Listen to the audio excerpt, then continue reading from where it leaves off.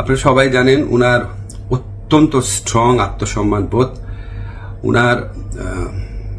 উনি খুব দৃঢ়চেতা মানুষ, খুবই দৃঢ়চেতা মানুষ, প্রচন্ড দেশপ্রেমিক মানুষ। হয়তো উনার এই সমস্ত ব্যক্তিত্বের কারণে উনি মনে করেছেন উনি কোনো সাজা স্থগিতের আবেদন করবেন না, বা হয়তো যে কোনো কারণে হোক আমি জানি না, উনি সাজা স্থগিত রেখে মুক্ত মানুষ হিসাবে আপিল করার কোনো আবেদন করেন নাই। বুধবার নিজের ভেরিফায়েড ফেসবুক পেজে এক ভিডিও বার্তায় মাহমুদুর রহমানকে নিয়ে কথা বলেন আইন, বিচার ও সংসদ বিষয়ক মন্ত্রণালয়ের উপদেষ্টা ড আসিফ নজরুল। আইন উপদেষ্টা বলেন, এ দেশে শেখ হাসিনার যে ফ্যাসিবাদী শাসন ছিল সেটার বিরুদ্ধে বুদ্ধিভিত্তিক লড়াইয়ের সূচনা করেছিলেন মাহমুদুর রহমান ভাই।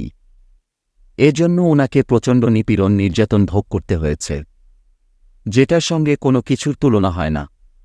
উনাকে একটি ভুয়া মামলায় ফ্যাসিস্ট শেখ হাসিনা সরকার শাস্তি দিয়েছিল, উনার অবর্তমানে শাস্তি দিয়েছিল। এই মামলার মেরিট নিয়েও প্রশ্ন তোলা যেতে পারে। তিনি বলেন, এ মামলায় বিচার কার্য সম্পন্ন হয়ে গিয়েছিল, উনাকে অলরেডি শাস্তি দেওয়া হয়ে গিয়েছিল। উনি বাংলাদেশে আসার কিছুদিন আগে উনার স্ত্রী শ্রদ্ধেয় ভাবির বিরুদ্ধেও একটা অগ্রহণযোগ্য মামলা করা হয়েছিল। তিনি সেই মামলাতে সাজা স্থগিত চেয়ে আপিলের জন্য আবেদন করেছিলেন। এটা আমার কাছে আসে না, এই আবেদন স্বরাষ্ট্র মন্ত্রণালয়ের কাছে যায়। স্বরাষ্ট্র মন্ত্রণালয় যখন আমাদের অভিমত চেয়েছে, আমরা তখন ইতিবাচক জোর সুপারিশ করেছি। আমাদের এই সুপারিশের ভিত্তিতে মাহমুদুর রহমান ভাইয়ের স্ত্রীর সাজা স্থগিত করে উনাকে আপিল করার সুযোগ দেওয়া হয়। তিনি আরও বলেন, মাহমুদুর রহমান ভাই যে মামলায় শাস্তি পেয়ে আজকে জেলে আছেন, প্রকৃতপক্ষে এ মামলায় আরেকজন বরেণ্য সাংবাদিক শফিক রেহমানেরও সাজা হয়েছিল। উনি এই মামলা সাজা স্থগিত চেয়ে আপিলের আবেদন করেছিলেন।